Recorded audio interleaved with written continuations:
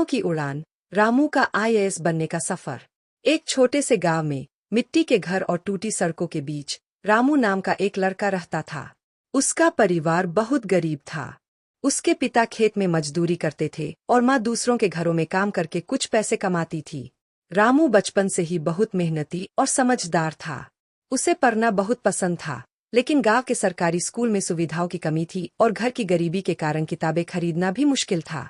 रामू हर दिन स्कूल से आने के बाद अपने पिता के साथ खेत में काम करता था। शाम को जब लिब्री की रोशनी होती तो वह अपनी पुरानी किताबों को खोलकर बैठ जाता। उसके पास ज्यादा किताबें नहीं थीं, लेकिन जितनी भी थीं उन्हें वह बार बार पढ़ता। उसके मन में हमेशा एक सपना पल रहा था, एक बड़ा आदमी बनने का, अपने परिवार को गरीबी से निकालने का। गांव के एक शिक्षक, श्री वर्मा, ने रामू की लगन और प्रतिभा को पहचाना।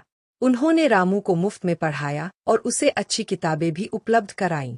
श्री वर्मा ने रामू को शहरों में पढ़ने वाले बच्चों के बारे में बताया और उसे आईएएस अधिकारी बनने के लिए प्रेरित किया।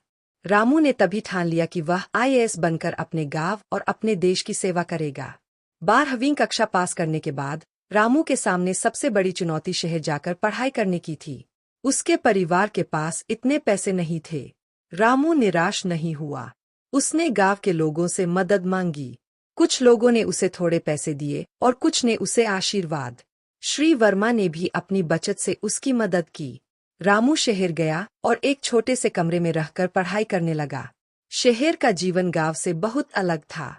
उसे कई तरह की मुश्किलों का सामना करना पड़ा। पैसे की कमी, अच्छा भोजन न मिलना और पढ़ाई का दबाव, सब कुछ बहुत कठिन था। लेकिन रामू ने कभी हार नहीं मानी। उसे हमेशा अपने माता पिता और श्री वर्मा के सपने याद रहते थे। उसने दिन रात मेहनत की।